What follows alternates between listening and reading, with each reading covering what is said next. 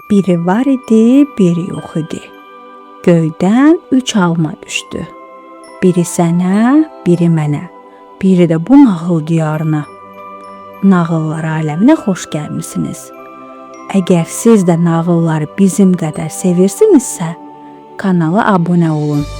Videonu bəyənin və nağılı dostlarınızla paylaşın. Macəra başlasın.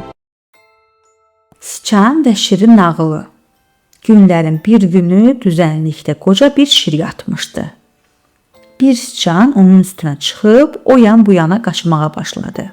Şir oyanıb sıçanı tutdu. Sıçan yalvarmağa başladı. O şirə dedi: "Əgər məni buraxsan, sənə yaxşılığım dəyər." Şir sıçanın bu sözlərinə güldü, ancaq ona dəymədi. Bir gün şir ovçunun tələsinə düşdü. O nə qədər çalışsa da torun möhkəm iplərini qıra bilmədi. Acıqlanmış şir var gücü ilə nərildəyirdi. Şirin nəriltisini eşidən sıçan özünü ona yetirdi. Torun kəndirlərini gəmirməyə başladı. Nəhayət şir canını tordan qurtardı. O sıçana dedi: "O vaxt mən sənin sözlərinə güldüm. Ancaq sən demə, sıçanın da şirə yaxşılığı dəyərmiş."